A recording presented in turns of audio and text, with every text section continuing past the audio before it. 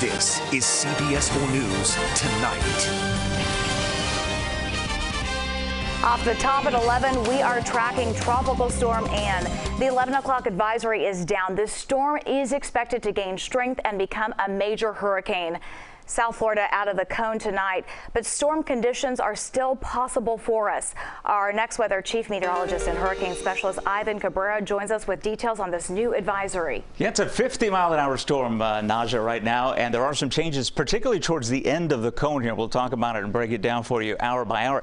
I tell you what, the trend has been, as far as the forecast models, a consensus has been continuing to push this off towards the west and further away from South Florida. You know about this. That's been happening since this morning's run, so feeling pretty good about us. Now let's take you day by day here as far as the storm gathering strength, looking much better organized than it did yesterday. We got thunderstorms wrapping around. You begin to now see this outflow here. That's an indication of a healthier system and also an indication of a system that's not encountering the wind shear that had been disrupting the thunderstorms and pushing them off towards the west. So there's the latest track. We'll take you into the rest of the weekend here and heading into tomorrow by 6 o'clock at an 80-mile-an-hour hurricane. It continues making that bend towards the west now. I think the worst of it will be spared as far as the Cayman Islands here. Category 3, though, by the time we get into 8 o'clock on Monday, approaching the western tip of Cuba, which, by the way, now Cuban government has issued hurricane watches for the western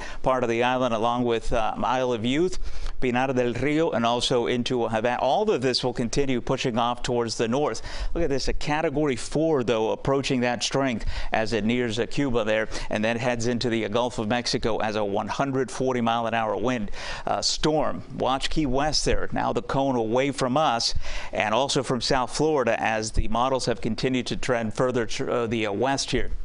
Category 4 by 8 o'clock on Wednesday. Now watch what happens by the end of this track here. This would be actually just the best case scenario when you're talking about a Category 4 hurricane in the eastern Gulf. Weakening to a 1, expecting a significant wind shear by the end of the period there. And so if that materializes, we could be looking at basically a lower end event here across the Big Bend of Florida. But boy, yesterday we had the cone right on top of us. That hasn't been the case. Now, just because the cone isn't over us doesn't mean we're not going to get impacts. I like the way this is going as far as the trend, but some of the models still taking it a little further to the east. So this is something we have to watch. In fact, the blue lines you see there, the European, I think the European will come in line with the rest of the models and begin to shift westward as well. But the storm remains to be seen as how basically large it'll be, because if it's a big storm, geographically, we're going to start getting pounded with these rain bands already well out ahead of the system. There's the center of circulation. There's the eye of the storm. Watch the clock Monday, 9 o'clock. We're already seeing those bands that could contain some significant wind gusts, not hurricane force winds, mind you, but occasional gusts to 40 miles an hour as then the system continues pushing off towards the west. As far as the rainfall, I don't see anything too significant here that we couldn't handle. 3 to 6 inches, perhaps a little bit more towards the Keys, depending on the exact track. So we'll leave it this way. Ian tracking west, trending west over the next basically few days. We'll have to watch and see if that continues. A U.S. landfall still to be determine either where it's going to hit and what intensity it will be when it hits, but we're looking much better here across South Florida despite heavy rain on the way for the middle part of next week. All right, thank you, Ivan, for the very latest on those developments.